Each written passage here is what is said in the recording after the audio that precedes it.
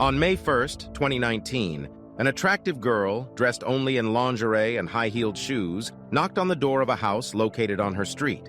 In the Nevada desert, it becomes hot early. By the end of May, the real scorching summer is already in full swing, but not to the extent where walking around in lingerie is appropriate. Additionally, the girl appeared disoriented, shifting from foot to foot, as if not fully aware of her actions. The man who opened the door didn't attempt to assure her that she had the wrong address or offer help. He instantly sensed the guest's vulnerability and hurried to invite her inside. After the door closed behind the girl, she experienced a real waking nightmare, and no one saw her again. In 2019, Esmeralda Gonzalez, a popular fashion model with over 300,000 followers on social media, was 24 years old and lived in Las Vegas, Nevada. Nature had gifted her not only with attractive looks, but also with intelligence.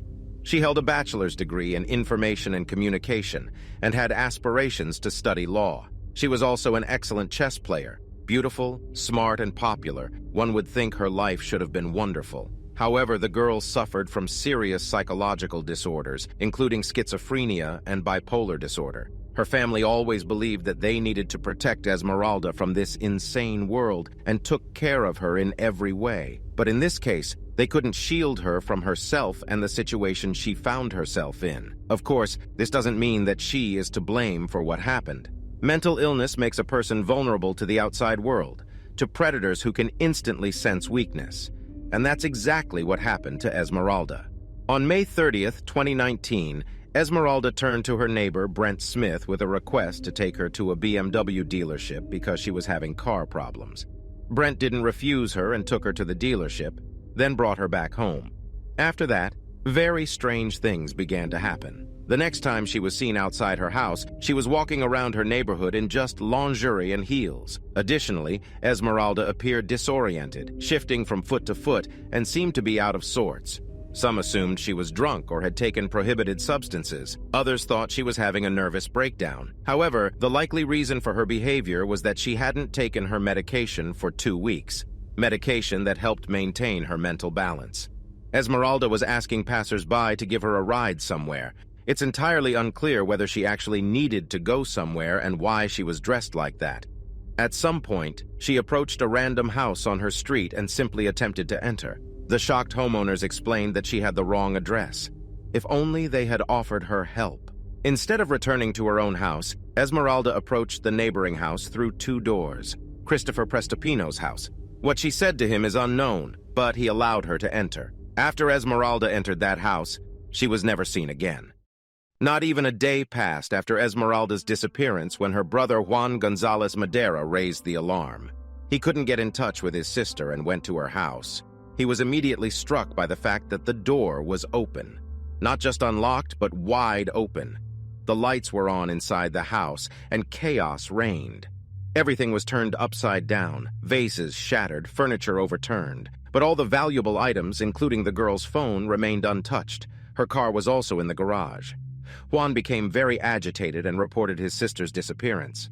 While trying to establish Esmeralda's last movements, the police quickly found out that she had gone to the auto center with her neighbor, Brent Smith. The man automatically became a suspect, but after checking surveillance camera footage from the street where Esmeralda and her neighbor lived, the police confirmed that the man had brought the girl home. He was just a friendly, helpful neighbor, and luck wasn't on his side. As the girl went missing shortly after their trip, neighbors reported that the last time they saw Esmeralda was when she entered Christopher Prestopino's house.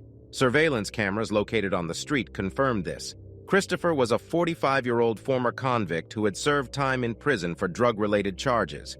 He was released on parole, and while there were suspicions that he might still be involved in producing illegal substances in his house, there was no evidence of this. He had been working in the audio-visual department of a Las Vegas hotel casino for the past 20 years. In other words, he had a stable job, and even a girlfriend.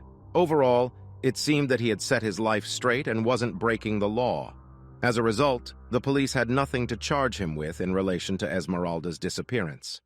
Nearly 2 months after Esmeralda's disappearance, there were no breakthroughs in the case when investigators received information from an anonymous source that Christopher Prestopino and his housemate, 39-year-old Cassandra Garrett, had killed a young woman. The anonymous witness didn't know her name but reported that the woman worked as a nighttime dancer, and Christopher had hired her for entertainment purposes. Allegedly, Christopher invited her to his home. They consumed illegal substances together, but at some point, the woman wanted to leave.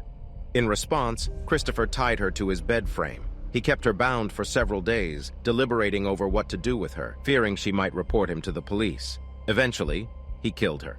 Investigators then contacted the Missing Persons Department and focused on Esmeralda Gonzalez, a model who worked in the adult entertainment industry and lived on the same street as Christopher and Cassandra. Esmeralda hadn't used her phone or bank cards for months, hadn't contacted her family, and the police had reasons to suspect that she might have become a victim of a crime. Detectives interviewed acquaintances of Christopher, including Trisha Ott.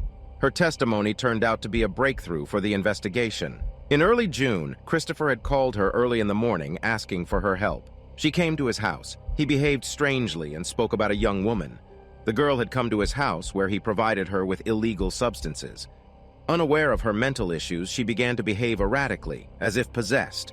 She threatened to go to the police and accuse Christopher of drugging her. In response, he tied her to a chair to calm her down. Later, he attempted to untie her, but before he could free her hands, she struck him in the face.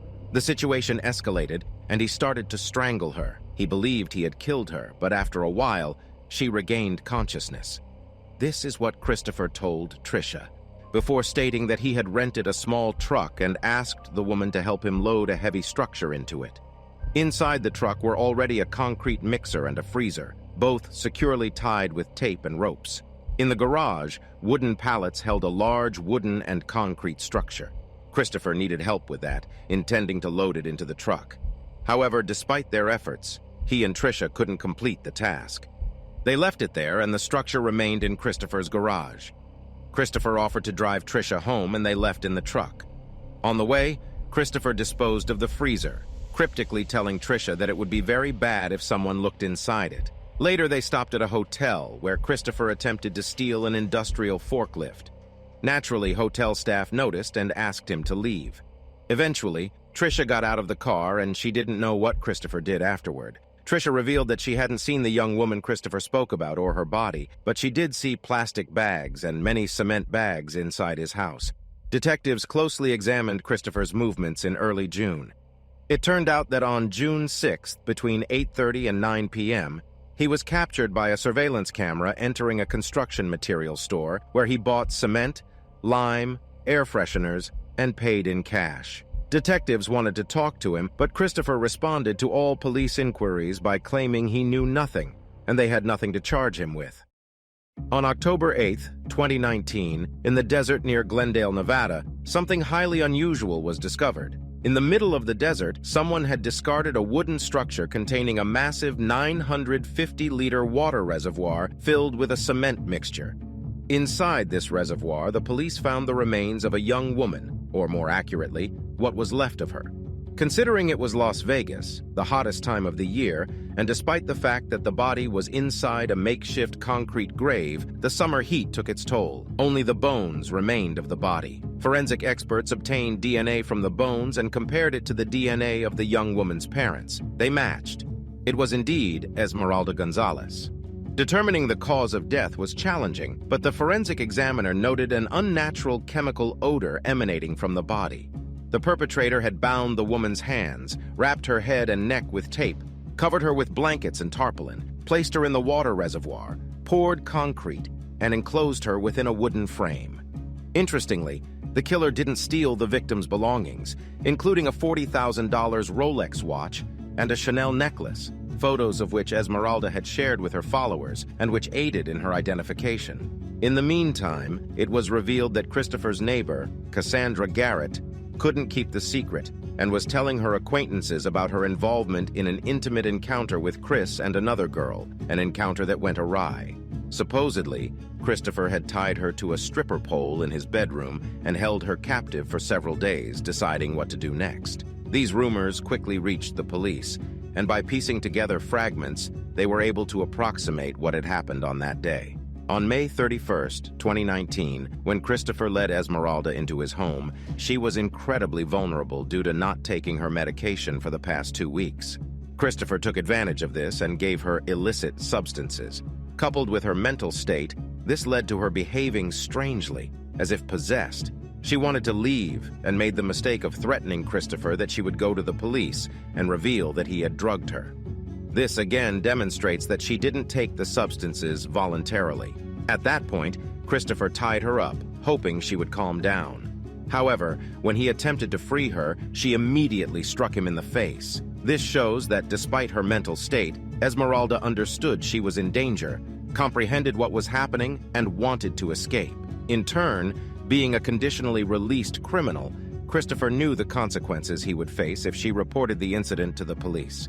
Now, he was not only facing charges related to illicit substances, but also kidnapping. Christopher kept the girl tied up for several days. No one knows what he did to her during that time or the conditions she was in. It's uncertain whether he assaulted her, provided her with water and food, or allowed her to use the restroom. The exact extent of Cassandra's involvement remains unclear as well.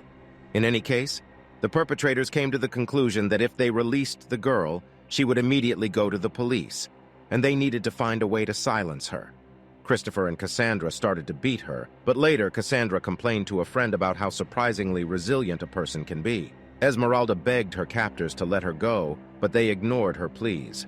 Christopher attempted to strangle her, thinking he had killed her, but after a while, Esmeralda regained consciousness. Cassandra laughed at Christopher's futile efforts and decided to take matters into her own hands. Cassandra filled a syringe with a pool cleaning substance and injected it into Esmeralda's body. Typically, pool cleaning chemicals contain a variety of components, none of which are associated with life. Chlorine is usually the main ingredient, intended to eliminate bacteria, microbes, and fungi present in the pool. The exact duration of Esmeralda's torment remains unknown, but her death was agonizing. Throughout the process, Esmeralda was fully conscious. She felt her tissues deteriorating from the inside, her mucous membranes inflaming, a burning sensation in her eyes, swelling in her throat, chest pain, rapid breathing, and ultimately the inability to breathe at all, not to mention the accompanying sensations of burning and nausea. Indeed, at some point, Christopher probably regretted ever opening the door to the girl. After crossing that Rubicon, he needed to figure out what to do with the body. How could he get it out of the house and create as much distance as possible between himself and it? He knew that the missing girl would be searched for, and the last place she was seen was near his house. He had to think about where to hide the body so that it wouldn't be found and how to get rid of the smell of decay. In early June, Christopher appeared on surveillance cameras when he entered a building supply store. He bought 5 30-kilogram bags of cement, other necessary items for mixing cement, as well as lime, which is believed to eliminate the smell of decomposition. He took a week off from work and got to work. He placed the body in a large water tank, sprinkled lime and poured cement mixture, then constructed a wooden frame around the reservoir. When everything was ready, he rented a truck. Theoretically, this could have given him the opportunity to transport the structure to the desert and abandon it without drawing attention. But Christopher Prestipino turned out to be his own worst enemy. He needed help with transporting such a heavy structure, so he involved his acquaintances, including Tricia. This allowed the police to uncover the case. When you involve other people, you should expect them to have questions. The question arises, what about Christopher's girlfriend, 31-year-old Lisa Mort? Did she know about what happened? When the police discovered Esmeralda's body, Lisa was under arrest in connection with unrelated charges, but she made the foolish decision to call her boyfriend and tell him to flee urgently. She tried to speak in code, but it didn't help much. Lisa was charged with complicity in the crime. Christopher listened to his girlfriend and left for Belize, but returned just a week later. He was arrested directly at the airport. Cassandra was detained on October 18th. Christopher and Cassandra were charged with first-degree kidnapping, second-degree murder, and conspiracy to commit murder. Despite Christopher's earlier attempt to escape to Belize, the judge ruled that he could be released on a bail of $500,000. Christopher managed to pay this amount. However, the judge later reversed the decision, and the man awaited the start of the trial in custody. The trial was postponed in November 2020 due to the man being placed in a psychiatric hospital.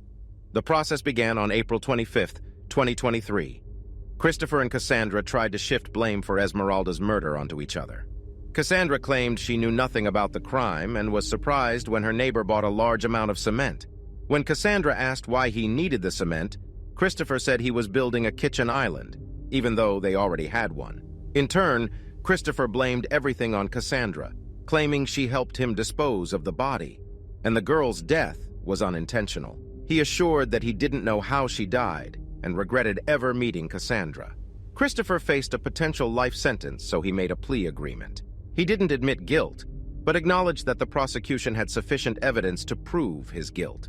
He was sentenced to 10 to 25 years in prison. Cassandra admitted guilt in the murder, committed in a state of emotional turmoil, and was sentenced to 8 to 20 years. Lisa admitted guilt in aiding and abetting murder and received a sentence of 2 to 5 years in prison. Despite the fact that those responsible for what happened to Esmeralda are in prison, several questions remain unanswered. First of all, what happened to the girl's house?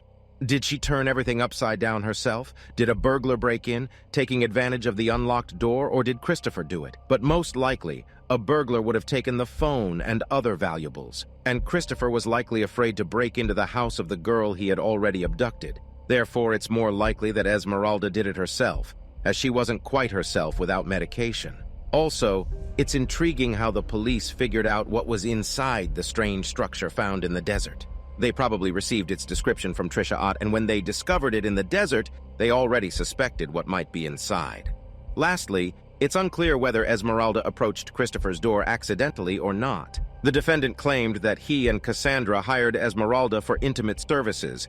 In turn, the prosecution believed that the girl approached his door accidentally while not being in her right mind, after which she experienced a true nightmare and fell into the hands of two monsters.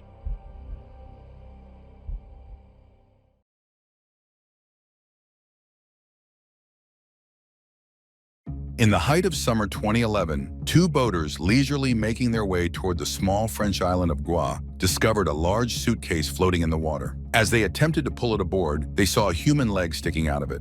From that moment, the police faced an almost impossible task: identifying the body and then tracking down the killers, with only a single piece of evidence to go on: a key found in the victim's pocket. Following this clue, detectives would travel across the country, unraveling a tangled web of lust, money, and lies.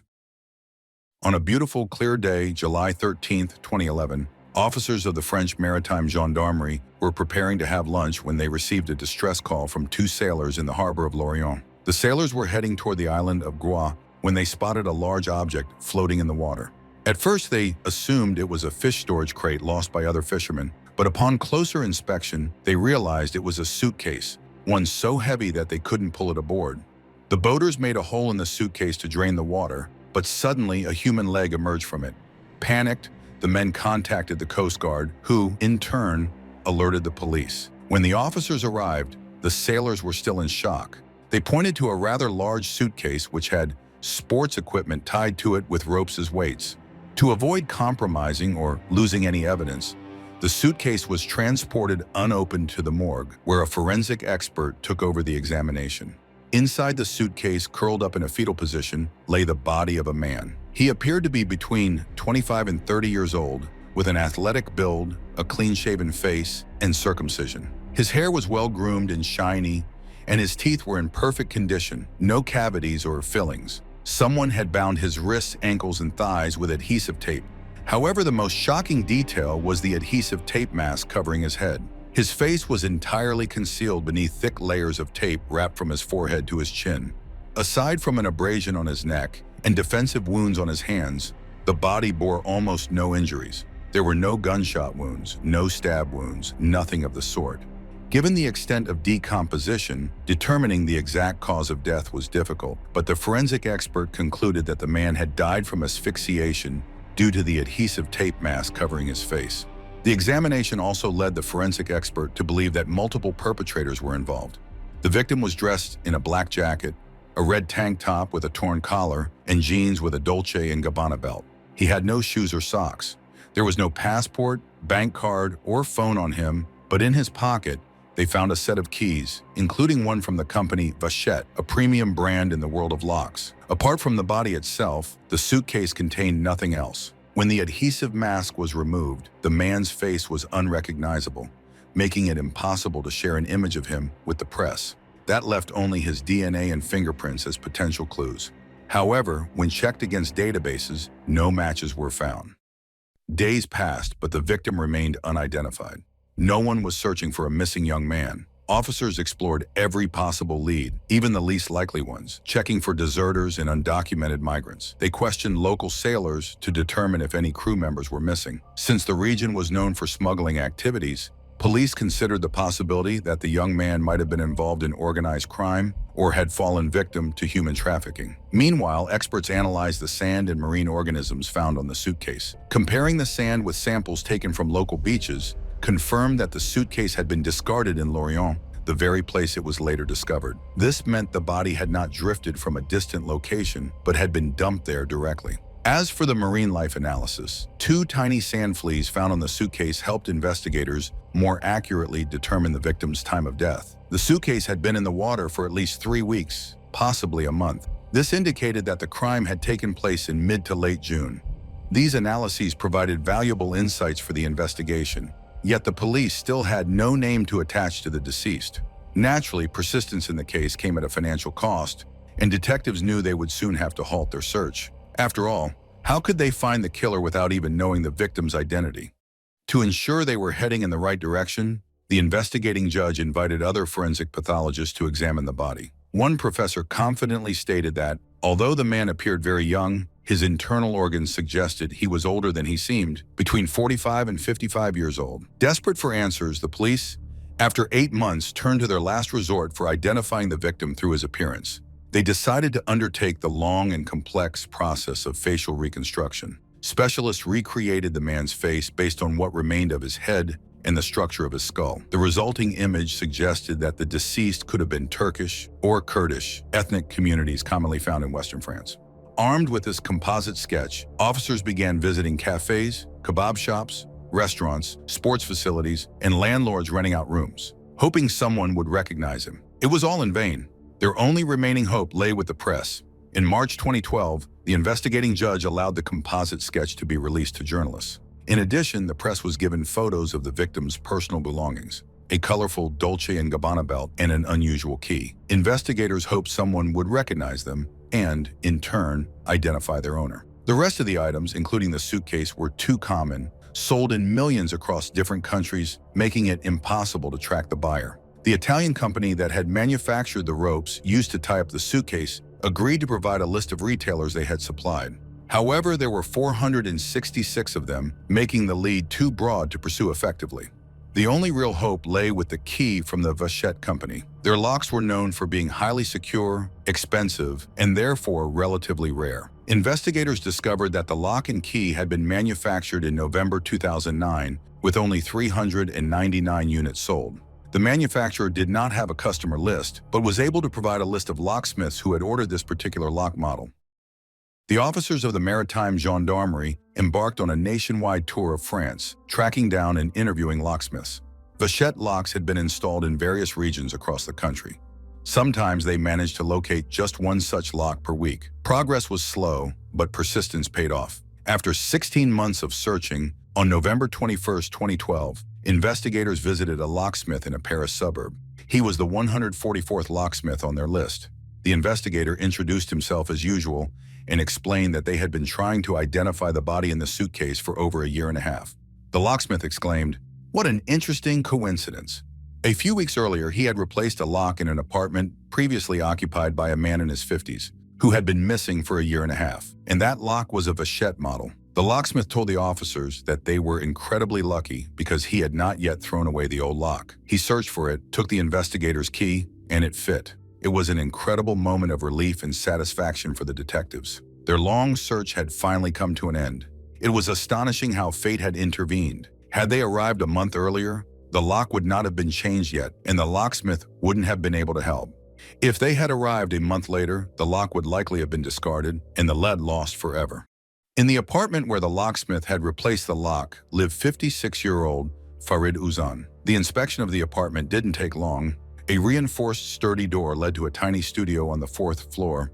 However, the furniture inside did not match the high price of the Vachette lock, which could cost up to 2,500 euros. The apartment was barely furnished, and the belongings were inexpensive. The overall impression was strange. The place was clearly in use, Yet there were no personal items, no photographs, no letters, nothing that revealed anything about the occupant. The police spoke with the building's concierge, who provided some intriguing details. First, she knew Farid under the name Miko.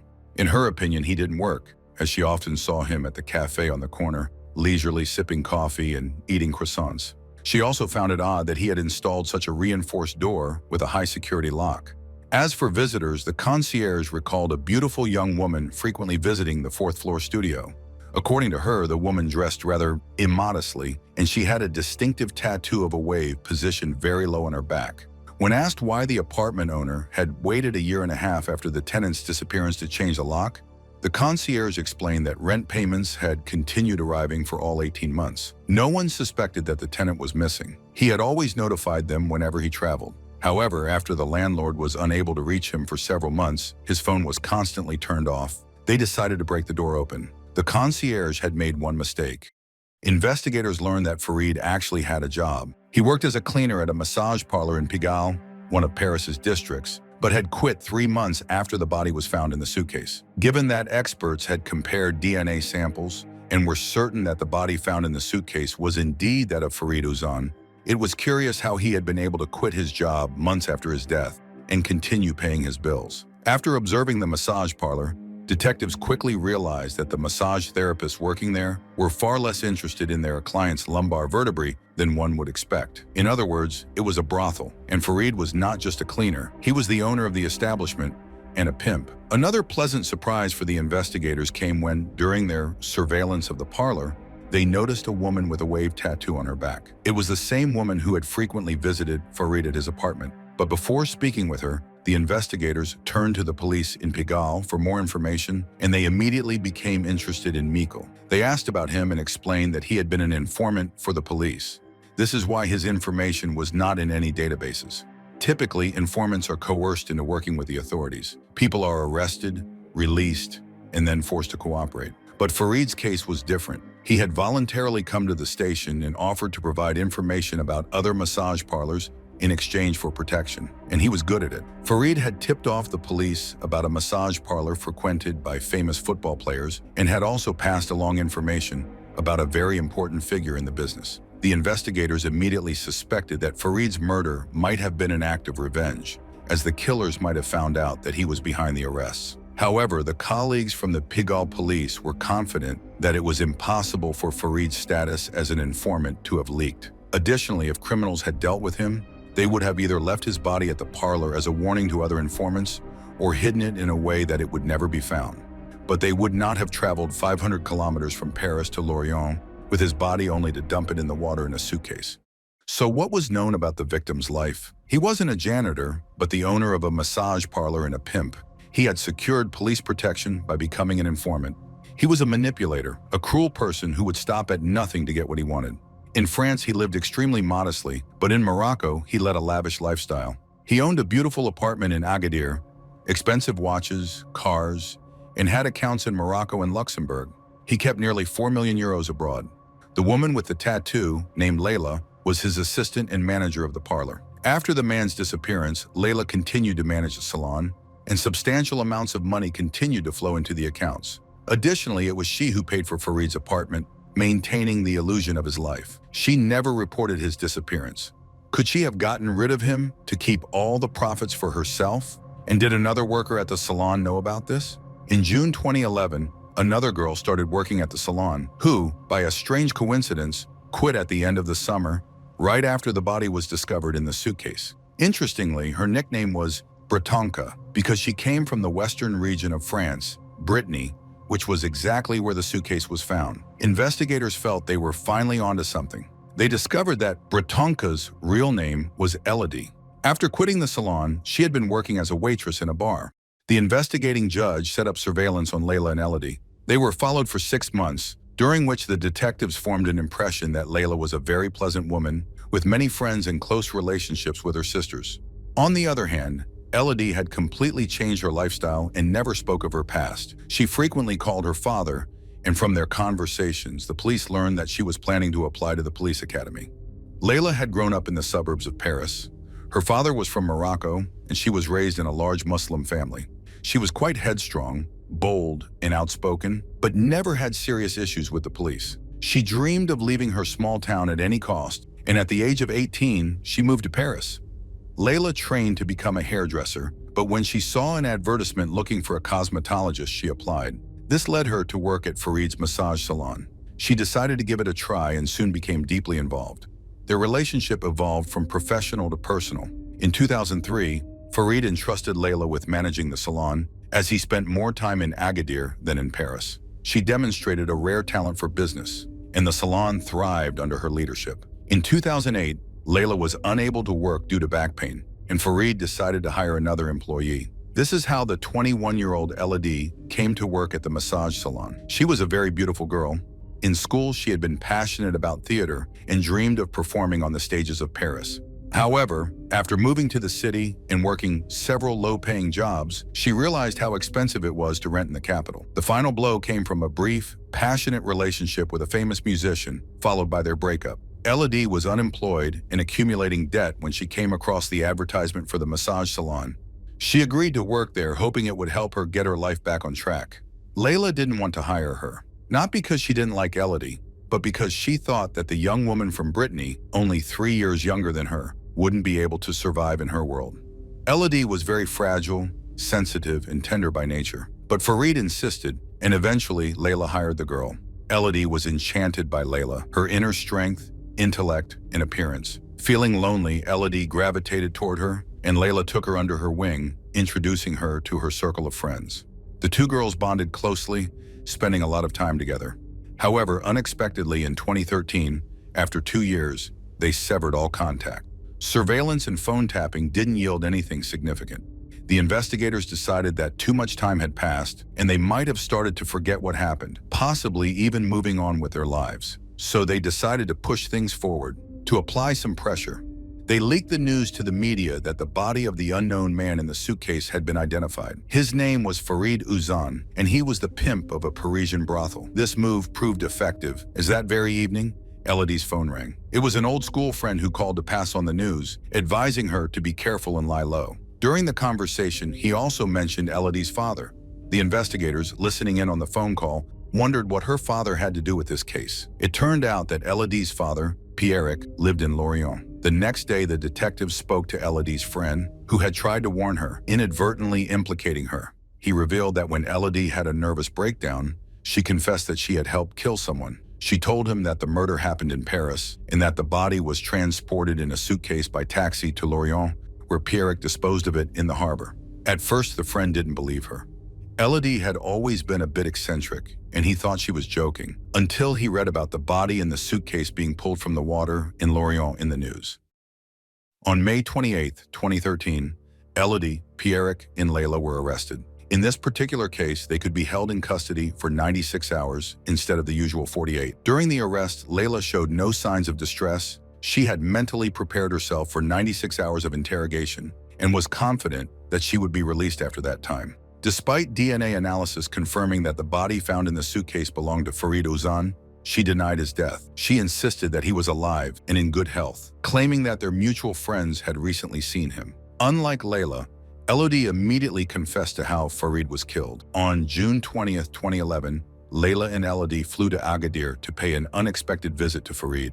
Layla told him that they were being watched and that they were in danger of being arrested, so he needed to return to Paris quickly to resolve the issue. It's unclear what exactly she hoped to achieve by saying this, but in any case, Farid was not scared. He seemed more confused, as he knew he was under police protection. He promised Layla he would look into the matter and threatened her with problems if she had lied. The girls returned to Paris. The following evening, on June 21st, Farid appeared at the massage salon. A quarrel broke out between him and Layla. Farid told Layla that if she was unhappy, she could leave immediately, but she shouldn't expect him to pay her anything. Layla obviously didn't like this. She threw a cup of coffee in his face, something he clearly didn't expect. After that, everything happened very quickly. Farid, scared, tried to leave. He began to raise the metal shutter. At the same time, Layla ordered Elodie to bring a candlestick from another room. As soon as it was in her hands, she struck Farid hard on the head with it. The shutter finally went up. Farid ran out onto the street and Layla ran after him. Elodie watched the scene without intervening. According to Elodie, Layla managed to bring Fareed back into the salon. She forced him to sit and sign some papers. He was covered in blood, clearly angry, but he complied. Layla motioned for Elodie to come to her. She grabbed a computer cable and quickly wrapped it around Fareed's neck, throwing one end to Elodie. Elodie couldn't look at Fareed's face as they tightened the cable around his neck, and she turned toward the wall. But there was a mirror on the wall, and she still saw his face. The sight was unbearable. Elodie ran out of the room, covering her face, and waited for Layla in the hallway. It felt like she was waiting forever. When Layla finally appeared, she said that she thought Fareed was dead, but she would still put a bag on his head just in case. She asked Elodie if they should cut his veins. Elodie asked her to avoid any more blood. The question of what to do with the body remained. Layla considered dismembering it, but Elodie was against it. The rest of the events were blurry in Elodie's memory. She recalled that the next day, Layla's sister arrived. Her brothers refused to help her dispose of the body. Layla wanted to dismember it and dissolve it in acid, but when they refused to help, she had to come up with another plan. The three women bought a suitcase. Layla called a taxi and told the driver that they were heading to a flea market in Lorient, asking him to be careful with the suitcase as it contained valuable antique dishes. The two women traveled all night, paying the driver 800 euros in cash. When they arrived at dawn, Elodie's father was already waiting for them at the dock. He helped them dispose of the suitcase. Elodie tried to protect her father, but when the police interrogated Pierre, the man immediately confessed to everything. It was evident that the confession brought him relief. He explained that when they met, his daughter immediately blurted out that she and Layla had made a huge mistake, and the body was in the suitcase. Pierre had a choice: tell the police everything and watch his daughter get arrested, or help the girls. He chose the latter. Pierre drove the women home, borrowed a boat from a friend, and went out to sea. The weather turned rough that day, and he couldn't go as far as he wanted. He tied the suitcase to a weight with ropes and dropped it into the water. However, the suitcase stubbornly refused to sink, and the man had to poke it a couple of times to allow the water to enter. After returning home, he hugged the girls and said he never wanted to hear about the suitcase again. The women returned to Paris by train on the same day. At the end of August, Elodie quit her job, and a few months later, she ended up in a psychiatric clinic. She couldn't come to terms with the fact that she had helped take someone's life, and it deeply affected her fragile psyche. Despite Elodie's and her father's confessions, there were still gaps in the story. Layla refused to help fill them in. She stood her ground and refused to acknowledge anything. She had answers to all the questions from the investigating judge, but her responses were evasive, and there was no certainty that she was telling the truth. The attempt to reconstruct the crime also did not help clarify the details of the crime, as Layla largely refused to participate in it, and Elodie attributed her inability to answer certain questions to lapses in memory.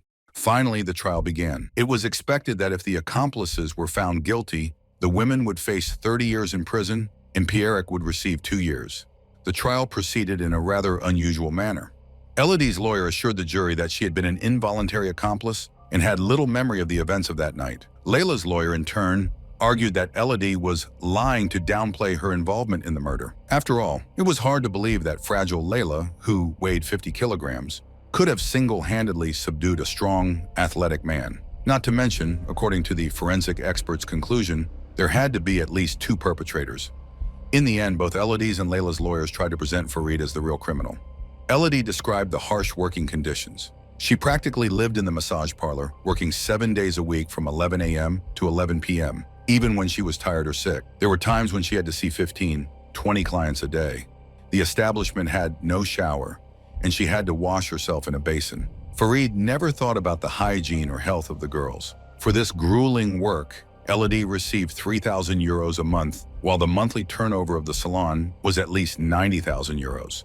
What shocked everyone present at the trial was the prosecutor's demand for an unusually lenient punishment. After the defendants were found guilty, Layla was sentenced to 12 years in prison, Elodie to 6 years, and her father received a 1-year suspended sentence. Hearing the verdict for the first time during the entire trial, Layla let her emotions go and began to cry. She had always maintained her innocence. She filed an appeal, but the appellate court upheld the sentence. Both Layla and Elodie had long been released from prison and had completely turned their lives around, getting an education and starting fresh.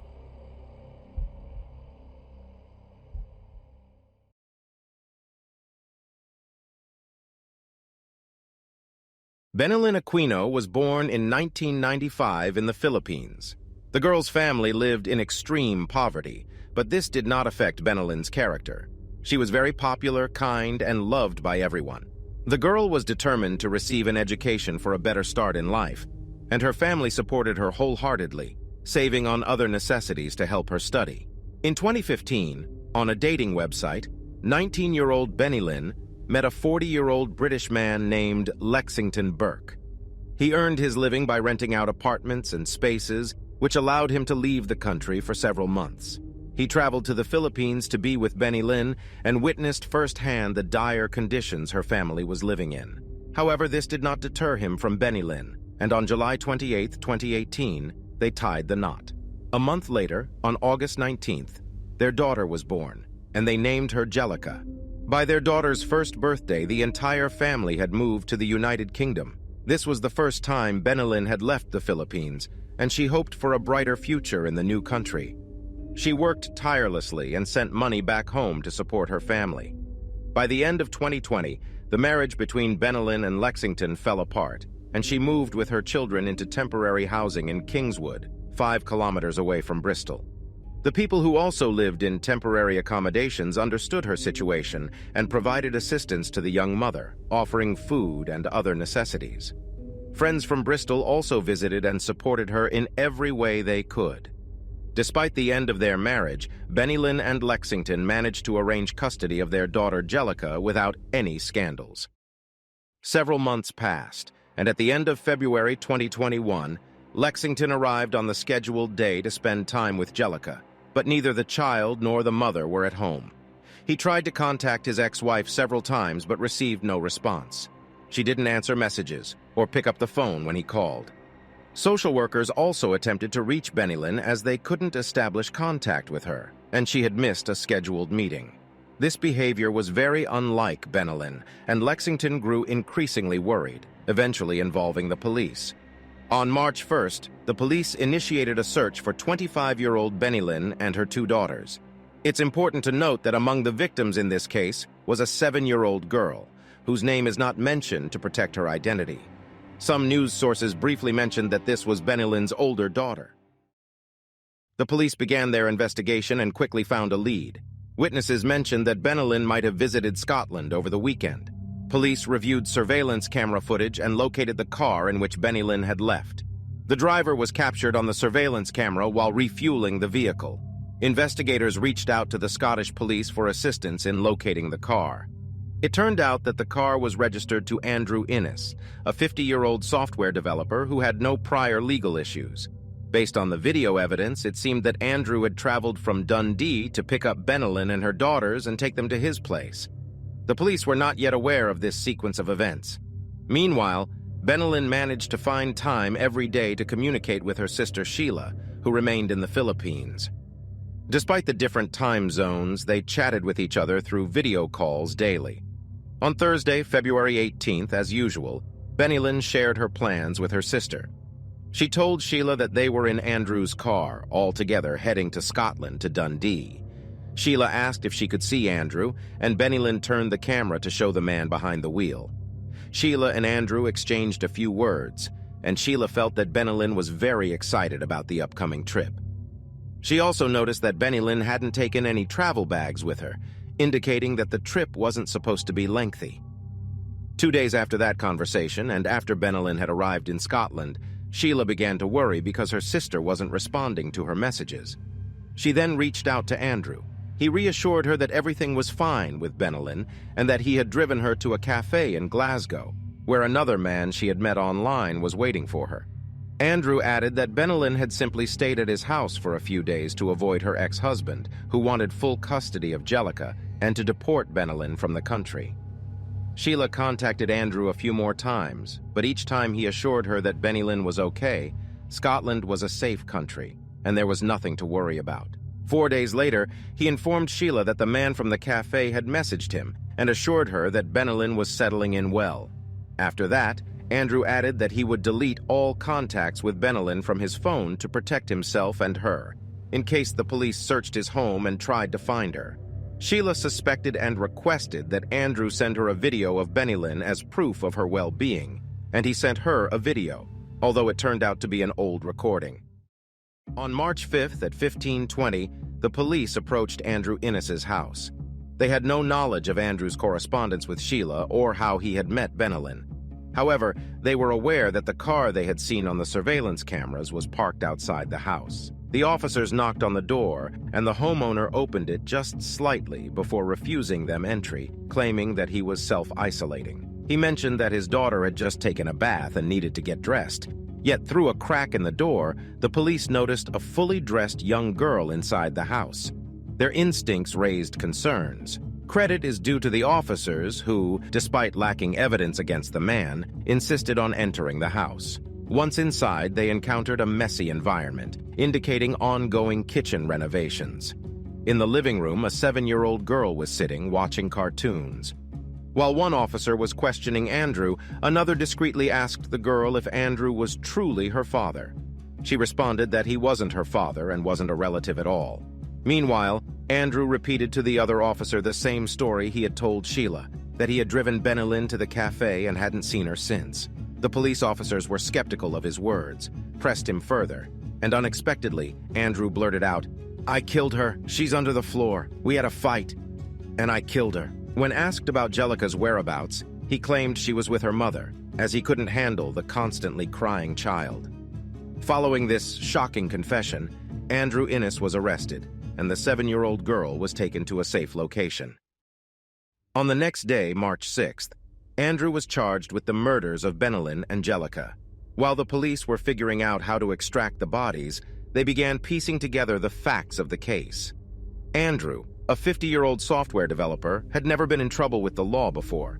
He was born in Germany on a military base in 1970. At the age of 24, he moved to Dundee and worked at DMA Design after completing university, contributing to the creation of various games. He was highly regarded at work and considered a very quiet and pleasant individual by his friends. His job allowed him to travel extensively. During one of his trips, he met a woman from Japan and married her. They soon became parents, but their marriage fell apart in 2019, leading to his deportation back to Britain. Here, he registered on 34 dating sites, including Filipino Cupid, which Benelin also used. As he was technologically savvy, he created a tool that narrowed down search results to only women with small children. He then collected data about these women in a spreadsheet, sorting them by age, weight, and height. His preference was for petite women with young children, aged 25 to 29. This is how he met Benelin, who perfectly fit his criteria. Initially, they exchanged messages and later communicated through video calls. He offered her a job as a public relations specialist and temporary housing during work, but she declined, suggesting she could work remotely from Bristol if he wanted to hire her. Andrew asked Benelin for intimate photos, but she refused. However, this didn't seem to deter her, as on February 12th, she agreed to meet him in person. The man's search queries revealed that after they had agreed to meet, Andrew looked into the homicide rate in Scotland, the use of chloroform, and hiding places under the floor. Despite strict travel restrictions due to the pandemic, he drove 400 miles from Dundee to Kingswood. However, upon arrival, he found out that he wouldn't be allowed to stay at the temporary accommodation arranged by Benelin, nor could he check into a hotel. Benelin told her sister that she felt sorry for him to sleep in his car during winter after such a long journey. Additionally, she had always wanted to see Scotland, so she agreed to go with him and stay at his place over the weekend. It seemed she didn't anticipate any disagreements with Andrew, assuming he would take her back if anything went wrong. Otherwise, it would have been a costly Uber trip, assuming she could even convince a driver to undertake such a journey. In any case, Benelin traveled to Scotland with Andrew. They took many photos in Dundee, exploring the city and visiting landmarks. However, they suddenly vanished from all radars after that point. Meanwhile, the police officers were faced with the task at hand, finding the bodies. First and foremost, they consulted with criminalists, anthropologists, archaeologists, and geologists to determine if Benelin and Jellica could indeed be buried under the floor as Andrew claimed. It took the police 2 weeks to excavate the house's foundation, during which they confirmed Andrew's words. On March 19th, at a depth of 3 feet, they discovered the bodies. Benelin's former husband, Lexington, informed Sheila about this horrifying discovery, prompting her to share the devastating news of her sister and niece's deaths with their parents. After the discovery of the bodies, it was time to conduct the autopsy, which revealed horrifying acts of cruelty inflicted on the mother and daughter. Benny Lynn had been repeatedly struck on the head with a heavy object and stabbed in the chest. Andrew claimed that this wasn't planned and that Benny Lynn had attacked him with a sushi knife. However, police evidence contradicted his version. On February 23rd, he was caught on surveillance cameras buying gravel and tools, including a hammer, the same hammer he used to beat her. According to investigators, what actually happened is as follows. When Benny Lynn was in the kitchen preparing food, Andrew attacked her, repeatedly hitting her on the head with a hammer. He then went to his office to retrieve a long knife, which he described as a samurai sword. He returned to the kitchen and struck her with it. He proceeded to hit her a few more times with the knife handle and the hammer, wrapped her body in plastic, tarp, and a blanket, and placed it under the kitchen floor. The crime likely occurred on February 23rd, the same day he went to the store for tools. All of this happened in front of the 7-year-old girl. After killing Benny Lynn, he kept Jellica alive for 2 or 3 days, during which he repeatedly assaulted her. He then strangled her by pressing on her mouth and neck. He wrapped Jellica's naked body in plastic bags and placed it alongside her mother under the floor. Andrew explained that he did this because he wanted them to be together, and it seemed logical to him to place Jellica next to her mother.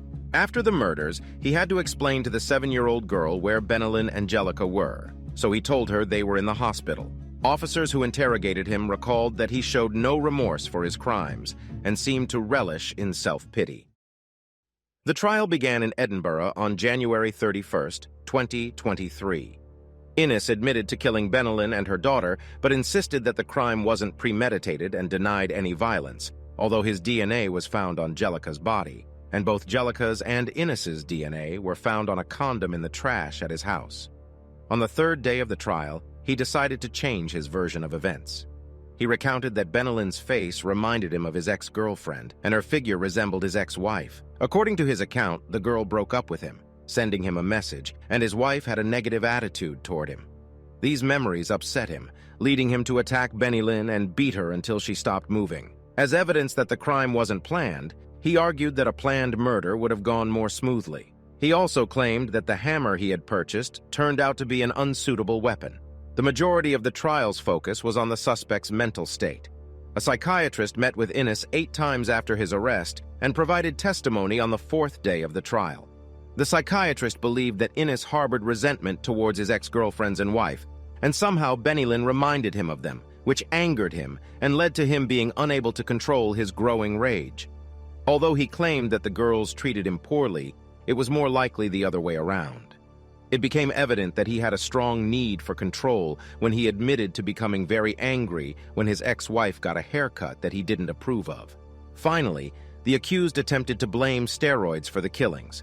He had been diagnosed with Crohn's disease, which led to hospitalization in February 2021 and a prescription for steroids to alleviate symptoms. The defense asked the psychiatrist if the suspect could have experienced psychosis due to steroids, especially because he had taken an increased dose. However, the doctor confidently stated that if someone was experiencing psychosis, they wouldn't go about their day as usual, and people around them would notice. Therefore, the purchase of a hammer didn't fit into this version of events. The psychiatrist emphasized that while medication can have such side effects, they are extremely rare, and most of his colleagues had never encountered such cases in their entire careers. However, the doctor knew that Innes had learned about this phenomenon from his family members when they visited him in prison and decided that it might apply to his situation. Several specialists also suggested that he might have had autism, but the judge argued that it doesn't make him predisposed to violence or diminish his responsibility for his actions. One of the most heart-wrenching moments in the trial occurred when a pre-recorded conversation with the 7-year-old girl found alive in Innes's house was played. It turned out that the murder of Benny Lynn had happened before her eyes. The girl described how Innes had a heavy hammer with which he struck Benny Lynn. She attempted to call the police but couldn't speak. After her mother's murder, Innes held the girls captive for several days and repeatedly assaulted them. Then, when they were playing hide-and-seek and she wanted to peek into the bathroom, Innes suddenly closed the door in front of her. After that, she never saw Jellica again and assumed that he had killed her there. The girl was devastated that she couldn't understand what was happening and blamed herself for not being able to save Benny Lynn and Jellica. She also described scenes of horrific violence that she and Jellica endured in Innes's house. She referred to these instances as work because after each incident, the man would give her money. For instance, once he gave her £2 and 10 pence. Innes bound her hands with black fur handcuffs and used a sock as a makeshift gag. To prevent her from escaping, he tied a rope to the door and attached it to another door, ensuring that she couldn't open it. Innes, however, vehemently denied ever touching the girl. He claimed that he wouldn't use a sock as a gag, as there were hundreds of more suitable items in the house. Yet DNA evidence spoke the truth. DNA from the girl was found on one of the socks in his house and on the handcuffs. Furthermore, she tested positive for chlamydia, just like Innes.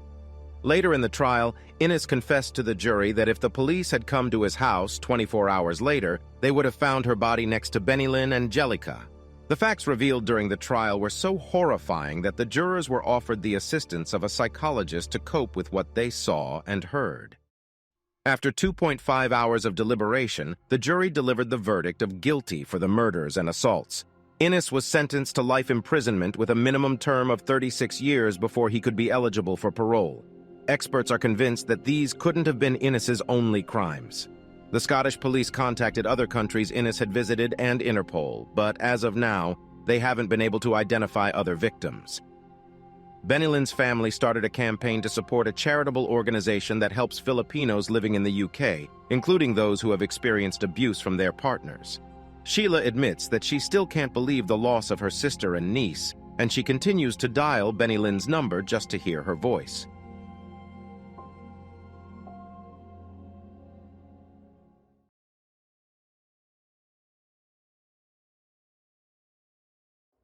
Today, the rust and concrete don't tell the story, but not long ago, this was the site of a triple murder. Before the cozy family home turned to ashes, Becky Friedley, her mother Vicky Friedley, and Vicky's boyfriend John Hayward lived in this remote area called Panyan Pines.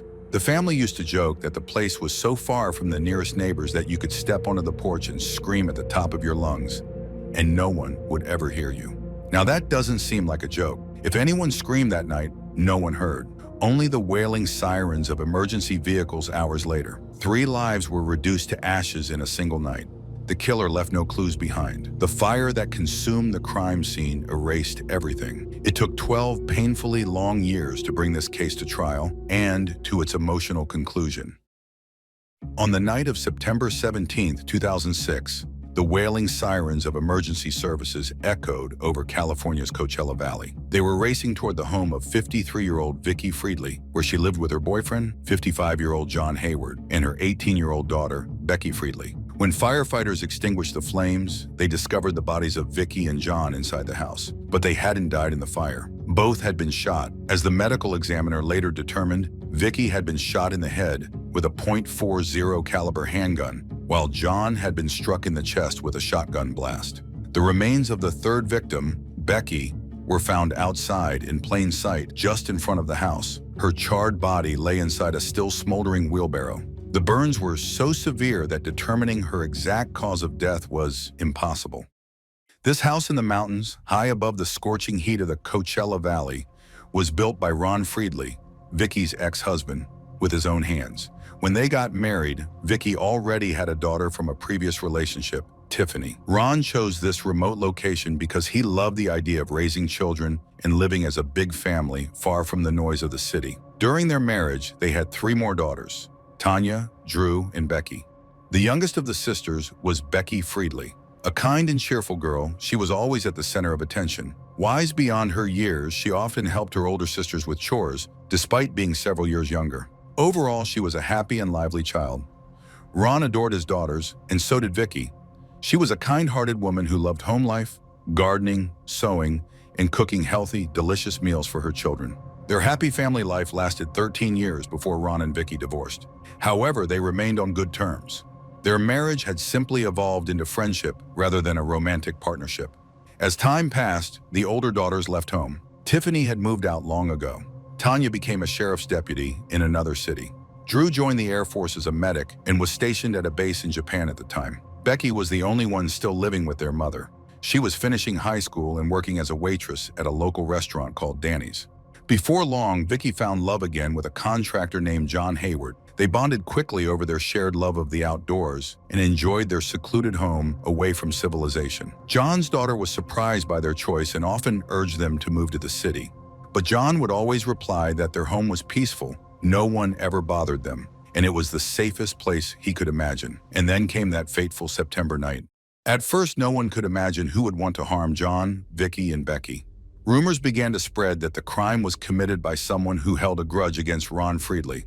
Vicky's ex-husband and Becky's father had retired just a year earlier from the Riverside County Sheriff's Office.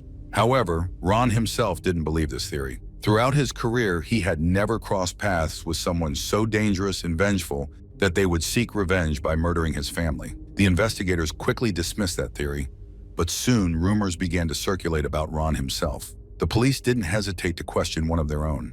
After all, Ron had built that house in the mountains with his own hands. And now another man was living there with his family. He could have had a motive for resentment. Ron answered all their questions, and then they asked him to take a polygraph test. That was the moment he truly felt like a suspect. However, he passed the test with flying colors. On top of that, he had a solid alibi. A review of his phone records confirmed that he was 11 hours away from the crime scene at his home in Northern California. The police officially ruled Ron Friedley out as a suspect. In the first days after the murders, Ron found himself asking questions he couldn't answer. Who could have done this? Who would have wanted to harm Vicky, John, and Becky? But once the initial shock wore off, Ron looked at the crime from an investigator's perspective, and he came to a chilling conclusion. The primary target had been Becky, as unbelievable as it seemed. What was even more unsettling was that the detectives working the case agreed with his theory. The wheelbarrow where Becky's remains were found had been moved closer to the house. It originally stood much farther away. Someone had placed her inside, wheeled her to that spot, and set her body on fire in a deliberate, almost theatrical display. They had even doused her with an accelerant to ensure the message was clear. Becky was the one they had come for. And then there was another disturbing detail. Becky had been terrified of fire. When she was very young, her mother had been cooking tacos in a pan full of hot oil set on the stove. Becky accidentally pulled it down, suffering third-degree burns across her chest. Anyone who knew her well was aware of both the scars and her deep fear of fire. So who was the monster that had hunted her down? While Ron and Becky's older sisters struggled to think of anyone who might have wanted to harm her, the people who saw and spoke to Becky every day knew exactly who was responsible for the triple murder from the very start. One of them was her friend, Jeannie McDaniel. The moment she heard what had happened, she immediately thought of Becky's ex-boyfriend, Robert. Robert Pape and Becky Friedley had started dating in high school and had been together for over a year. At first, they seemed happy. Becky was head over heels for him. But first impressions were deceiving. Before long, Robert's jealousy and controlling nature became impossible to ignore. He struggled to hide it. For example, 10 months before Becky's death, she and Jeannie went on a trip, and Robert called Becky 20 to 30 times in a single evening, demanding that she talk to him instead of spending time with her friends. Her phone rang every few minutes. His control over her became unbearable. Even Becky, who had once loved him, had had enough. In January 2006, they broke up and started seeing other people. But instead of moving on, Robert's behavior only became darker, more disturbing. Just 3 weeks before the fire, Becky had come to Jeannie once again, complaining about her ex. She told her Robert wouldn't leave her alone, that he had even threatened to kill her. He couldn't accept their breakup, and he definitely couldn't stand the idea of her being with someone else. Yet Becky spoke about it as if it were nothing, just a childish tantrum that would soon pass. Jeannie wasn't too worried at the time, but the moment she heard that Becky and her family hadn't died in a fire, but had been murdered, she went straight to the sheriff's office. But here's the interesting part.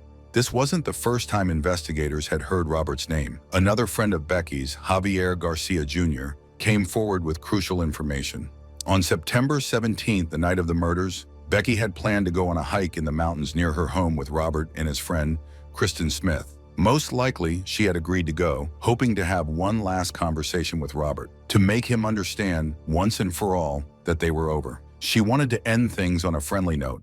As the investigation quickly zeroed in on two suspects, the families of Becky, Vicky, and John were confident that justice would soon be served. But they couldn't have been more wrong. Just as quickly as things had escalated, the case came to a screeching halt. Robert and Kristen were questioned and released. The police and prosecutors refused to share any details with the victims' families or the public.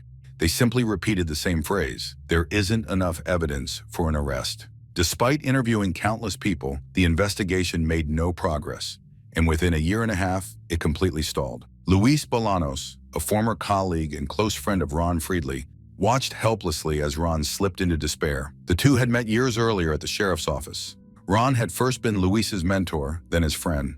Now it was Luis's turn to help. He begged Ron to let him take on the case, convinced that they could bring attention to it and reignite public interest. But Ron had faith that the sheriff's office would solve the case. However, as the 6th anniversary of the murders approached, that faith was gone. He finally gave Luis the green light. Luis threw himself into the case, accomplishing more in a few months than the police had in years. His first move? A highly provocative billboard. It featured a bright, smiling photo of Becky, right next to a simulated image of her burned body in the wheelbarrow. Then he held a press conference at the crime scene alongside Becky's older sisters, Tanya and Drew. It sent shockwaves through the community. Over the next year, tips started pouring in, but for Luis, it still wasn't enough. Determined to bring even more attention to the case, he teamed up with a filmmaker to create a chilling reenactment of that September night. Based entirely on police reports, the video was disturbingly realistic, and it worked. Luis received over 3,000 calls, and they all pointed to Robert.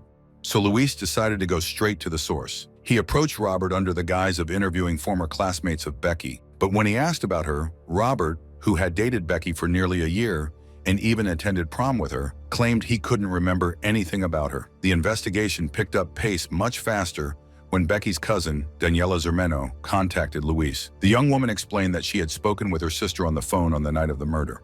Becky had mentioned that Robert Pop came to visit her at the restaurant where she worked, and he wasn't alone. He was with his friend Christian. The young man caused a scene, arguing with her and making threats. To get them to stop attracting attention and leave, Becky promised to go on a hike with them in the mountains. This confirmed what Becky's friend Javier had said about her plans to walk with the guys. What's most interesting is that as soon as Daniela heard about her cousin's death nearly 7 years ago, she immediately passed on the details of this conversation to her mother, who then told the investigators everything. However, Daniela was never questioned. Luis asked her to go to the police herself and repeat her statement. Finally, 7 years after the triple murder, Paul E. Zellerbach, who was the district attorney at the time, believed it was time to move the case forward. Robert and Christian were initially supposed to face a grand jury. As the victims' families rejoiced that there were finally changes in the case, 2 other families were convinced that 2 innocent men had been wrongfully accused. The 25-year-old men denied their guilt. Naturally, they hoped that the grand jury would not proceed with the case. They didn't fit the usual profile of suspects. Neither had a police record. Both were married, and Christian was about to become a father. Robert had started dating his wife Sarah after breaking up with Becky. According to their families, Robert loved animals and was always willing to help his loved ones. He was a law-abiding citizen and a churchgoer. Christian had realized his dream of serving his country in the military.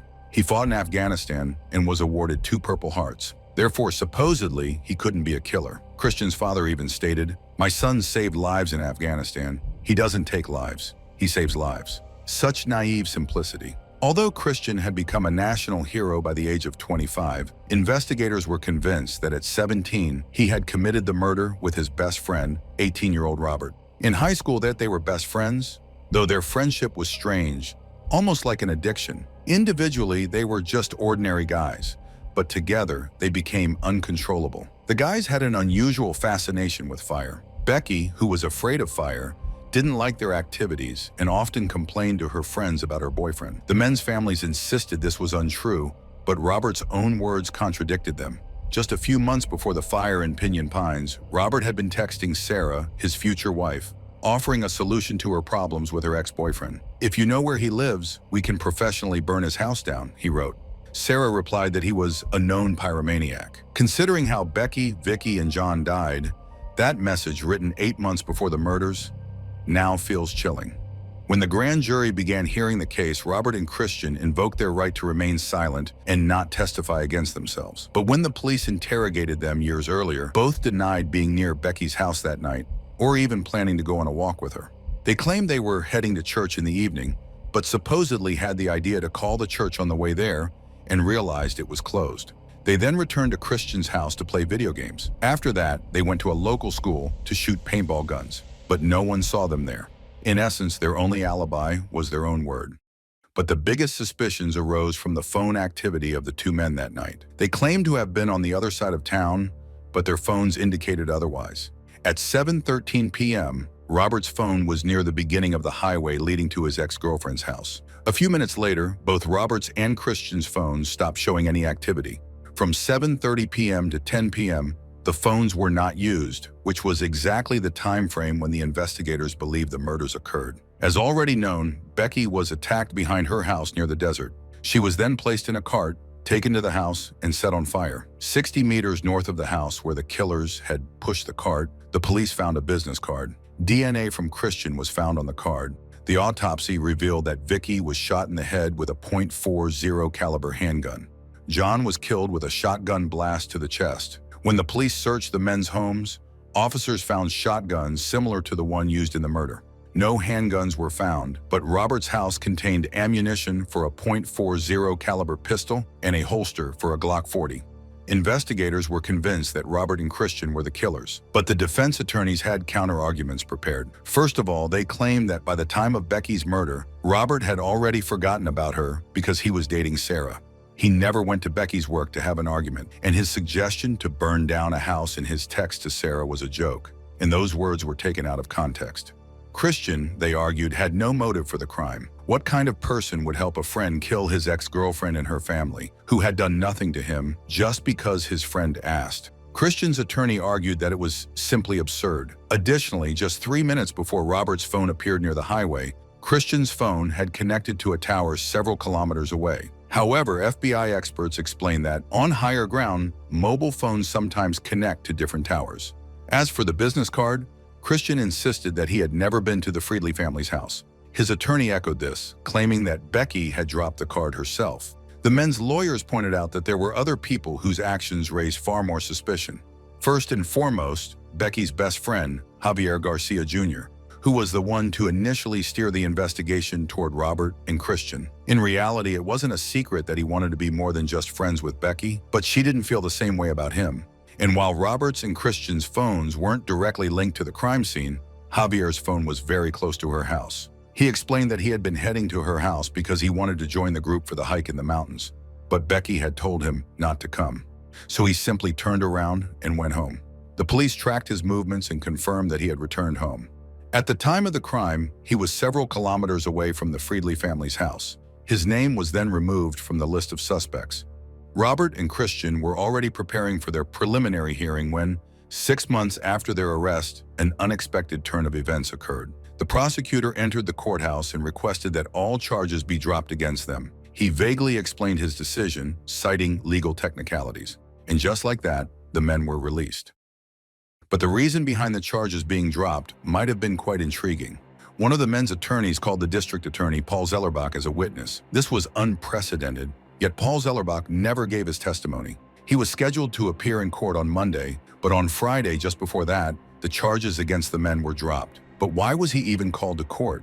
According to Luis, this had something to do with the upcoming election campaign, during which Paul Zellerbach wanted to be re-elected for a second term. An incident, though not directly related to the murders, but one that influenced the outcome of the case, occurred. Paul Zellerbach was caught on video tearing down election posters of his opponent. He was arrested and charged with a minor offense. But what was most surprising was that the person who filmed it was Javier Garcia Sr., the father of Becky's best friend, Javier Garcia Jr. Paul explained that Javier's father had been following him and trying to capture something incriminating because he was upset that Paul had refused to grant immunity to his son. Javier Garcia Jr.'s lawyer had asked for the district attorney to officially confirm that Javier wasn't a suspect in the case, but Zellerbach had refused. According to the district attorney, this refusal had led the boy's father to act against him. However, amidst the political circus, the fact that 3 people were brutally murdered in their own home and no one was held accountable got lost. Fortunately, everything changed with the election of a new district attorney, Michael A. Hestron, in 2014. He was ready to take the case forward again. The first thing investigators did was revisit the evidence against the men using advanced technologies. They, in particular, re-examined the business card with Christian's DNA on it. Over the years, DNA analysis technology had progressed significantly, and it now almost certainly confirmed that the DNA on the card belonged to Christian. Another incriminating piece of evidence was a recording of phone calls made by Robert from jail after his first arrest. He and his wife Sarah discussed the need to hide unregistered firearms, including a .40 caliber pistol, the same caliber used to kill Vicky Friedley. Additionally, the police had a new witness. He had spoken with Christian shortly after the triple murder, and Christian confessed to him. Christian told the witness that everything had gone so wrong that night, and events developed so quickly that he and Robert had to burn everything to the ground. In June 2016, Robert and Christian were arrested again. The new prosecutor, Michael Hestron, also apologized to the victims' families for the previous handling of the case by law enforcement. The trial began in April 2018, almost 12 years after the murders. For the families of the victims, it was difficult to hear the details of the murders and to see that the one responsible was someone Becky had once loved. This was especially painful.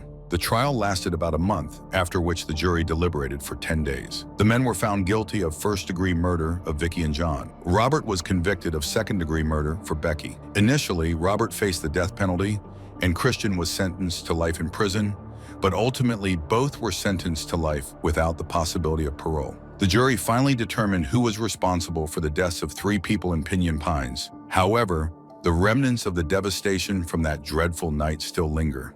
What the victims' families saw as just punishment for the murderers, Christian and Robert's families viewed as a terrible injustice. After the verdict was delivered, their relatives were crushed, but perhaps the young men should have thought about this before barging into someone else's home with weapons, shooting innocent people, and then burning their bodies with accelerant.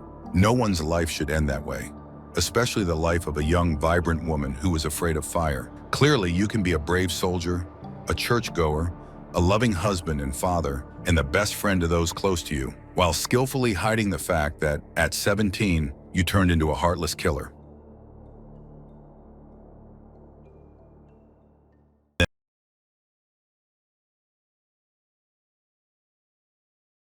In August 1999, a small town in Virginia became the epicenter of a spectacular but rather short chase. Dennis Earl Godley and his accomplice were fleeing from the police after robbing a 24-hour convenience store for $200. However, they didn't even make it 20 kilometers before their car ran out of gas.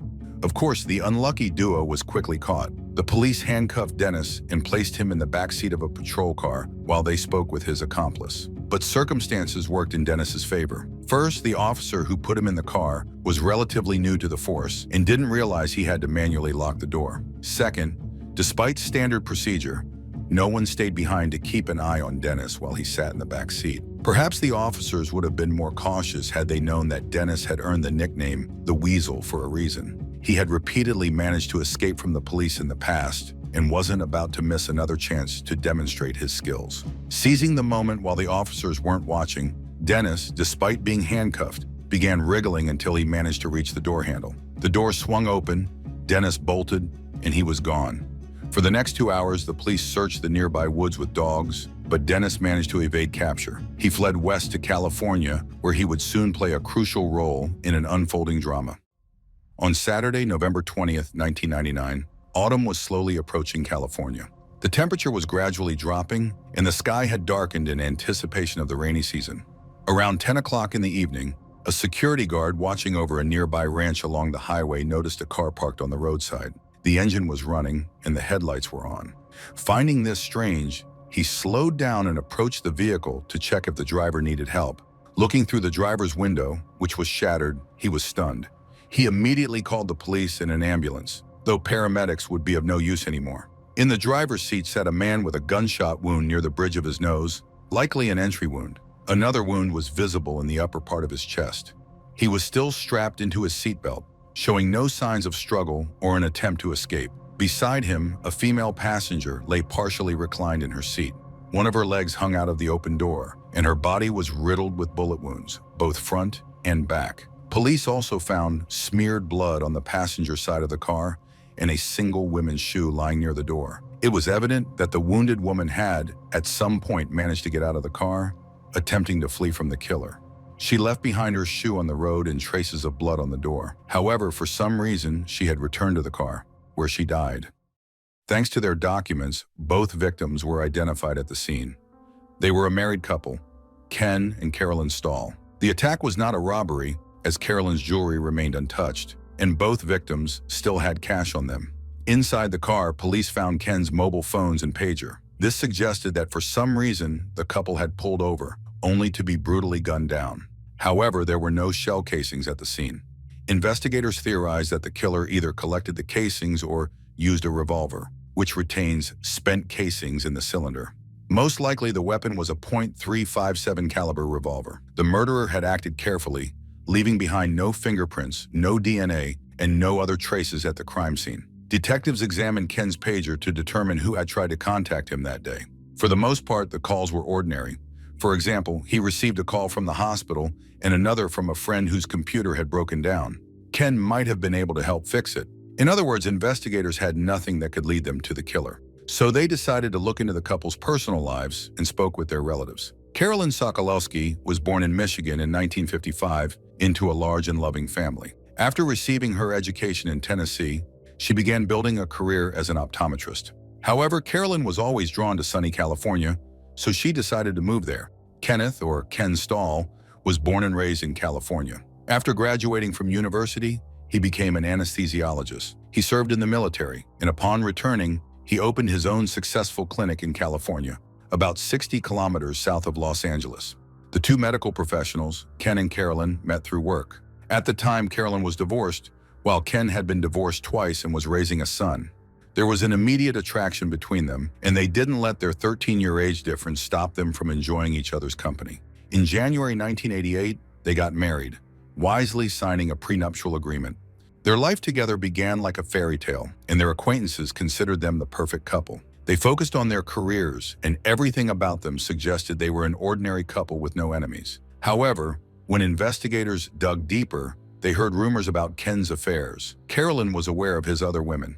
According to her friends, Ken once told her, "That's just who I am. Accept it or leave." Carolyn considered divorce, but Ken's mother, who adored her daughter-in-law, convinced them to seek marriage counseling. It seemed to help until Ken started an affair with Adriana Vasco, a secretary in his office. Investigators were somewhat surprised to learn that the woman who had claimed to call Ken about a broken computer was also his mistress. Detectives pressed Adriana, and she admitted that she had an affair with Ken, but it was over, and they had remained just friends.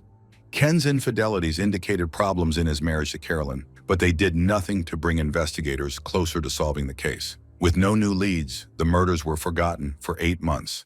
Then the case was handed over to two new detectives, who were given a clear directive: solve the murder of the two medical professionals at any cost. And the only name they had to work with was Adriana Vasco, Ken's former mistress. The investigators set out to learn everything they could about her. From childhood, life had been cruel to Adriana. She never knew her father, had a strained relationship with her mother, and suffered abuse at the hands of her stepfather. Deciding she had endured enough, she ran away at 16, bouncing between friends' and relatives' homes. She quickly realized she could use her looks and sensuality to get what she wanted from men. She gave them fantasies they were eager to indulge in. Many recalled that they could never get enough of Adriana's touch. However, she never had a lasting relationship. One unsuitable man replaced another, leaving her a single mother by the age of 25. But in 1992, it seemed luck had finally smiled upon her. She landed a job as a receptionist at a medical clinic where she met 57-year-old anesthesiologist Ken Stahl.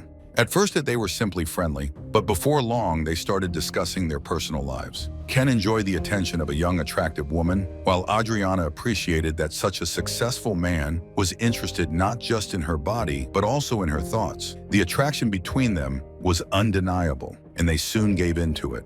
Adriana gave Ken the wild, passionate sex life he had never experienced before.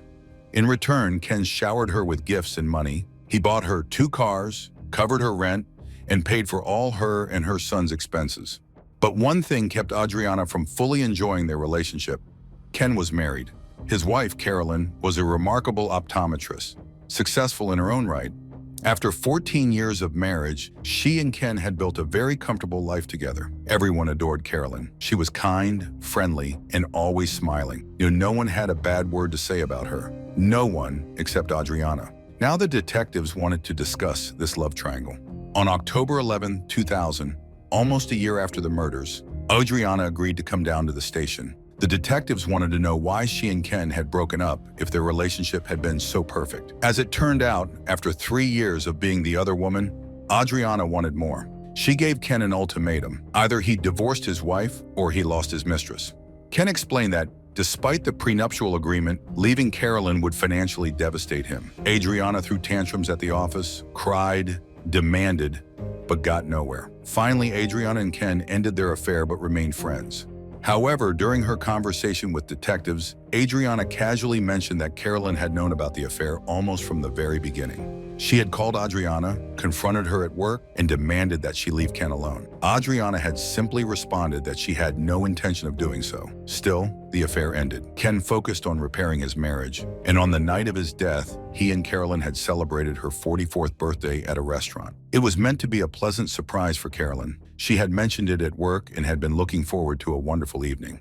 Tragically, it would be her last. Meanwhile, Adriana had moved on. She met a new man, Greg Stewart. Though they never married, they lived together and had a daughter. But after 3 years, in the summer of 1998, Adriana left Greg and moved into a new apartment. What she revealed next shocked the detectives. She claimed that Ken had been so addicted to her affection that he continued to take care of her and her children up until the day he died. He paid for her rent, food, clothing for both of her kids, and more. His death had shattered her. The investigators believed her.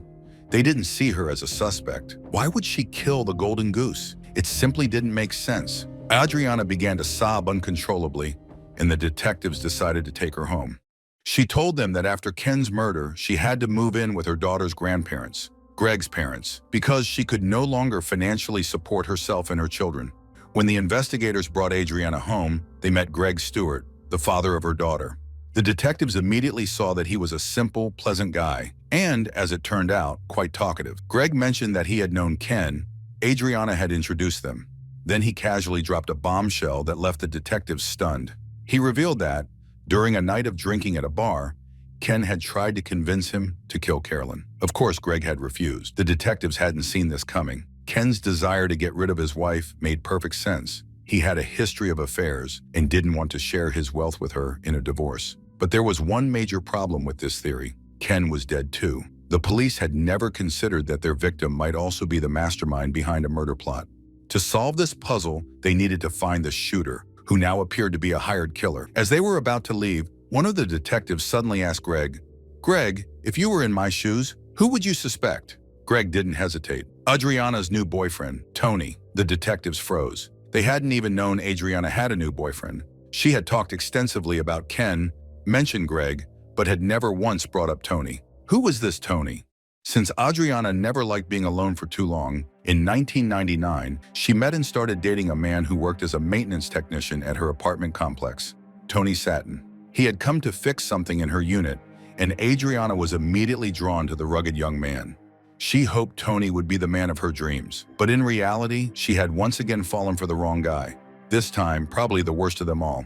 When the police became interested in Tony, they discovered that he no longer worked there. The officers ran his ID number, and what they found was shocking. The document was fake.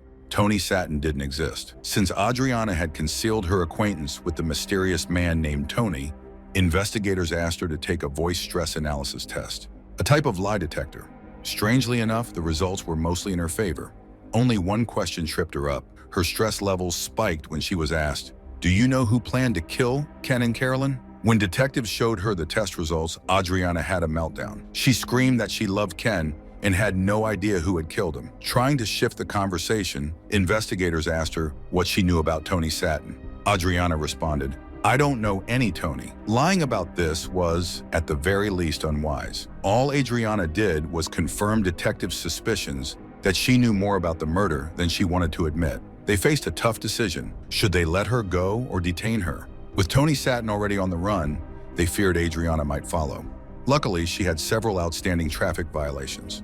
That was enough to arrest her, while detectives focused on tracking down Tony. The detectives had a simple but brilliant idea. Let's look into the phone bills of Greg's parents, where Adriana had been staying. And as it turned out, Adriana had made several calls to a small town in North Carolina. Witnesses had already told detectives that Tony spoke with a southern accent and was likely from the East Coast. So the police suspected that Adriana had been trying to reach Tony. They didn't have much else to go on, but they believed this phone call might be the key to finding him. Detectives reached out to their colleagues in North Carolina, sending a copy of the fake ID for Tony Satin. They quickly received a response. The man they were looking for wasn't Tony Satin. His name was Dennis Earl Godley, and he was a dangerous man. Dennis had an endless list of police encounters. Since his teenage years, he had been arrested for theft, assault, then larceny, domestic violence, and illegal possession of firearms. But the most interesting part was that Dennis was currently in a Virginia prison for robbery. He and his accomplice had robbed a store, stealing $200. After the robbery, Dennis managed to escape the police by fleeing to California, but something made him return home. He was hiding in his father's trailer, sleeping on the floor, when in August, the trailer was surrounded by 8 officers and a police dog. They apprehended Dennis. This time, the Weasel, as he was known, didn't escape the law. The detectives traveled to Virginia to talk to Dennis. He admitted that he had lived in California, but claimed that his relationship with Adriana meant nothing. She was just a girl with whom he occasionally had intimate relations. However, he didn't deny knowing Ken Stahl. Dennis briefly mentioned that he was a doctor, the ex-boyfriend of Adriana, and that was about all he knew about him. Dennis proved to be a tough nut to crack. He confidently denied any involvement in the murders of Ken and Carolyn. The detectives tried every possible way to get him to talk, but it was all in vain. Hitting a dead end, they decided that Dennis wasn't going anywhere, and they had time to gather more information. Since there was still no physical evidence, they decided to speak with the witnesses again. Perhaps someone would remember additional information about the man they knew as Tony Sutton. And James Stewart, Adriana's daughter's grandfather, and Greg Stewart's father, indeed recalled something very important. Once he had to stop by a gun shop. Adriana went with him and was browsing around the counter. Suddenly, she pointed to a .357 revolver and said, "Oh, look, this is the same weapon I bought for Tony." According to the police, the same type of revolver became the murder weapon used to kill Ken and Carolyn. This meant Adriana could be behind it all. But how could they link her to the crime? Fortunately, 2 days after their conversation with James Stewart, on December 1st, 2000, the detectives got their biggest breakthrough in the case. From the Stewarts, Adriana learned that the police had identified Tony as Dennis. She realized she needed to talk to the detectives before they discovered more. Adriana continued to play her part. When she entered the interrogation room, she immediately buried her face in the detective's chest and wrapped her arms around him. She repeatedly said how very, very sorry she was. Eventually, she calmed down, was seated.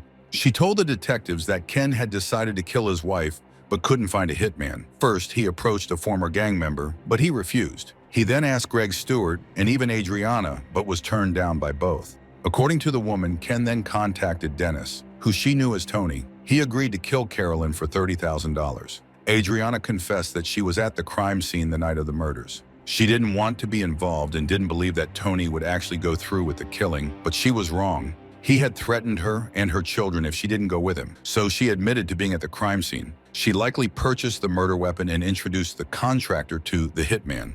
The detectives doubted that Ken was behind it all, as Adriana had claimed. They were sure it was she who had carried out the plan. In any case, the woman's confession filled in all the gaps that had remained unclear to the investigators.